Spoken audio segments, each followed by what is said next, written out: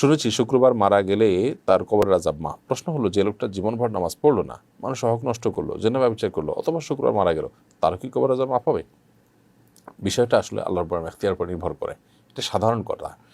যদি কেউ জুমাবারে মৃত্যুবরণ করেন, তাহলে সেক্ষেত্রে তার কবরের ফিতনার বা পরীক্ষার মুখোমুখি তিনি হন না। এটা হয়তোবা সে সমস্ত মানুষদের জন্য যারা বেসিক্যালি নেককার। যে লোকটা বেসিক্যালি বদকার, তার শুক্রবার মৃত্যুটা এটা তার জন্য কোনো আল্লাহর পক্ষ থেকে এহসান নয়, এবং সেটা নেহায়েতি কাকতাল হতে পারে। আবার এমন হতে পারে যে কোনো মানুষ তিনি ঈমানদার, তার হয়তো কোনো আমলে ত্রুটি ছিল, আল্লাহ তাআলা তার বিশেষ কোনো আমল পছন্দ করার কারণে হয়তো তাকে কবরের আযাব থেকে মুক্তি দিবেন, এটিও হতেও পারে। অতএব আলমুল গায়েবের বিষয়ে যে জগৎ আমাদের অদৃশ্যমান, সেই জগতের বিষয়ে আমরা নিশ্চিত করে কিছু বলা কঠিন। তবে হাদিস এটি বিশুদ্ধ। আর কোনো পাপিষ্ঠ, কোনো এমন হতে পারে কোনো বেঈমান মৃত্যু হলো, বরণ করলেন, তাহলে তার মানে এই না যে তার কবরের কোনো প্রশ্নোত্তর মুখোমুখি তিনি হবেন না। ব্যাপারটা সেরকম না। এটা ঈমানদার নেককারদের জন্য প্রযোজ্য।